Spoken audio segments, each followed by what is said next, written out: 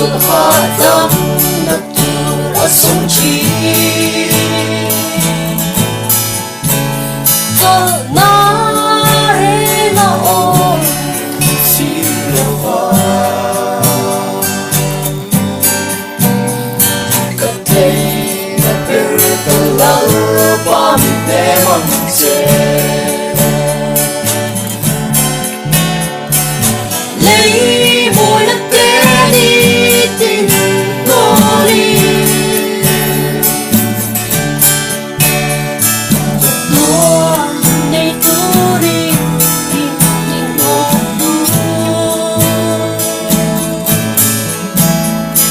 có về thiếu dung các chân tố si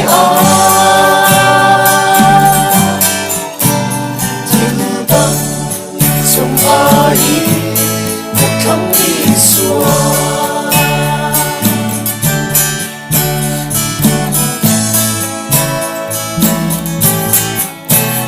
không khó hơi đi gian nắng qua lâu lên gian tay nhìn thay kế trốn chi thắng nhau Dầm xuống có san đúng khăn ca ra châu ta chia măng chế lỡ vai kia ngà lấy môi đất bé đi tình vô đi tuôn đầy tu đi tình ngô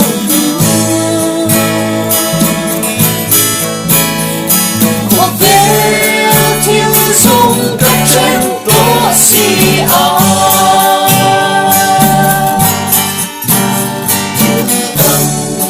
sông ai thật thắm đi xua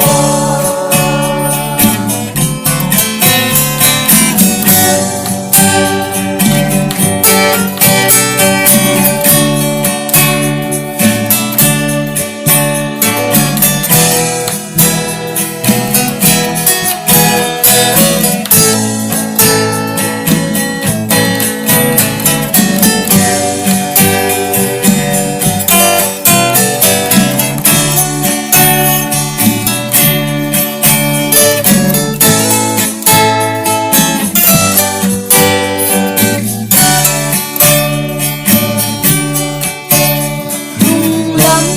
mà có về nhìn áo mà về tràn ngập chuột na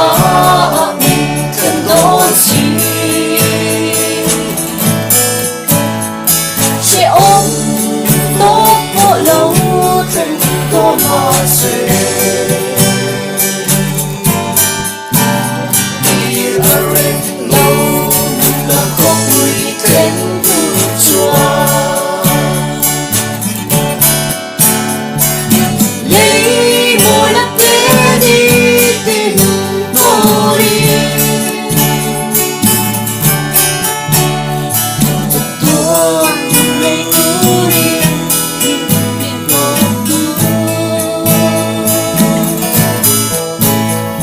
có về thiếu dung các chân tố si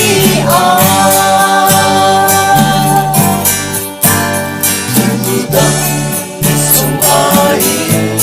đã thắm như xua